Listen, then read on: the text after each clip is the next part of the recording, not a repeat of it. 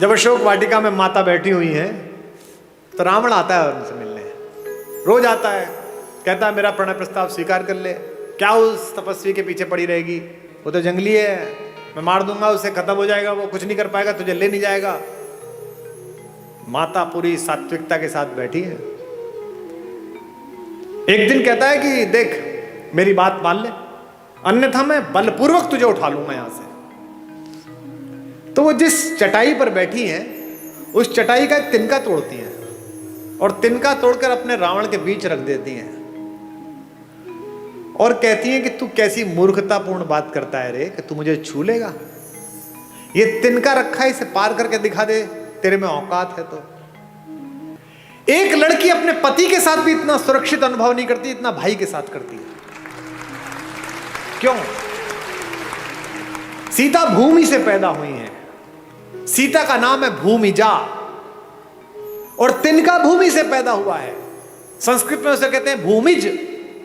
वो तिनका नहीं है, वो सीता का भाई है।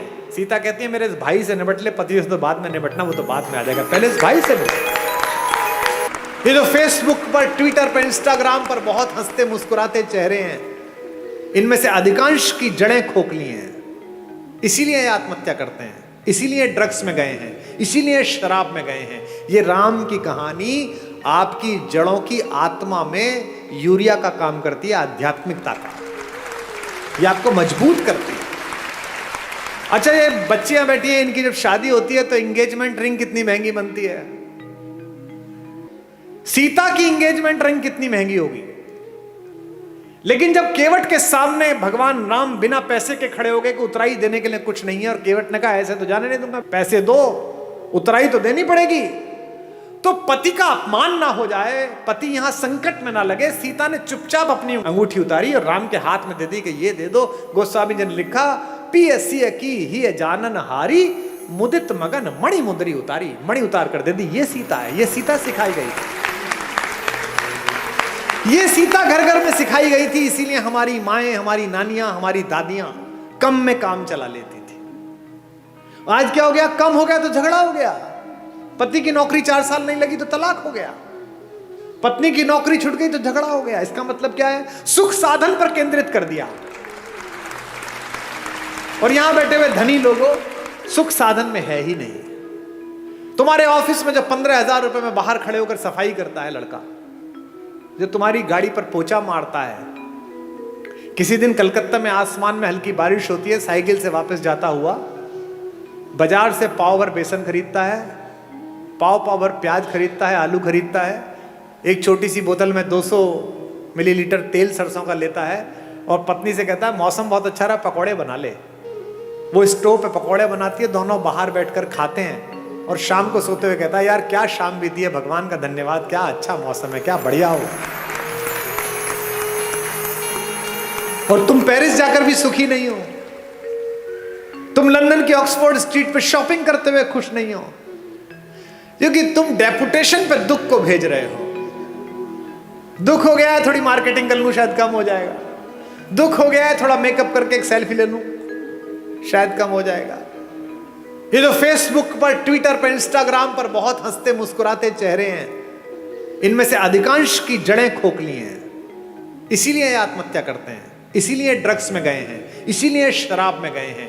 ये राम की कहानी आपकी जड़ों की आत्मा में यूरिया का काम करती है, आध्यात्मिकता का। ये आपको मजबूत करती है, एक भाई की तरह, एक पति की तरह, एक पुत्र की तरह, एक नागरिक की तरह। भाई भाई के संबंध, भाई बहन के संबंध। अब 2 बहनें हैं इसमें, इस कहानी में। भाई बहन का संबंध ठीक ना हो तो गड़बड़ हो सकती है। एक बहन है शूर्पणखा, जिसको अपने बदले की चिंता है, भाई के नाश हो जाने की चिंता नहीं है। मेरा बदला पूरा हो जाए बस। वो ये नहीं कहती कि मेरा अपमान किया, वो ये नहीं कहती कि मैंने नीचतापूर्ण व्यवहार किया, वो कहती है कि मैंने बताया मैं तुम्हारी बहन हूं, इसके बाद मेरा अपमान कर दिया। और उसकी तो बीवी बहुत सुंदर है, वो जंगल में क्या कर रही है, वो तो भैया आपके पास होनी चाहिए। ऐसी बहन देखी है कोई जो अपनी भाभी के रहते बाहर की किसी औरत का वर्णन करे कि इससे अपना लो? इसका मतलब वो बहन ही दुष्ट है, उसने अपने भाई का नाश करा दिया। एक सीता है, सीता का भी एक भाई है, आपको पता है? जब अशोक वाटिका में माता बैठी हुई है तो रावण आता है उनसे मिलने, रोज आता है, कहता है मेरा प्रणय प्रस्ताव स्वीकार कर ले, क्या उस तपस्वी के पीछे पड़ी रहेगी, वो तो जंगली है, मैं मार दूंगा उसे, खत्म हो जाएगा, वो कुछ नहीं कर पाएगा, तुझे ले नहीं जाएगा। माता पूरी सात्विकता के साथ बैठी है। एक दिन कहता है कि देख मेरी बात मान ले, अन्यथा मैं बलपूर्वक तुझे उठा लूंगा यहां से। तो वो जिस चटाई पर बैठी हैं उस चटाई का एक तिनका तोड़ती हैं और तिनका तोड़कर अपने रावण के बीच रख देती हैं और कहती हैं कि तू कैसी मूर्खतापूर्ण बात करता है रे, कि तू मुझे छू लेगा, ये तिनका रखा है, इसे पार करके दिखा दे, तेरे में औकात है तो। एक वैज्ञानिक सोच वाली युवती ने मुझसे पूछा कि क्या कुमार विश्वास जी आप भी कैसी पोंगा पंडितों वाली मूर्खतापूर्ण बातों की समर्थन करते हो, जो कैलाश पर्वत को उठा लेता हो तो तिनका नहीं उठा पाएगा, ऐसा क्या सीता में मनोबल आ गया तिनके को देख। अब मैं जो बात कह रहा हूं उसको बहनें सुने, एक लड़की अपने पति के साथ भी इतना सुरक्षित अनुभव नहीं करती इतना भाई के साथ करती है। क्यों? सीता भूमि से पैदा हुई है, सीता का नाम है भूमिजा और तिनका भूमि से पैदा हुआ है। संस्कृत में उसे कहते हैं भूमिज, वो तिनका नहीं है, वो सीता का भाई है। सीता कहती है मेरे इस भाई से निपट ले, पति से तो बाद में निपटना, वो तो बाद में आ जाएगा, पहले इस भाई से निपट।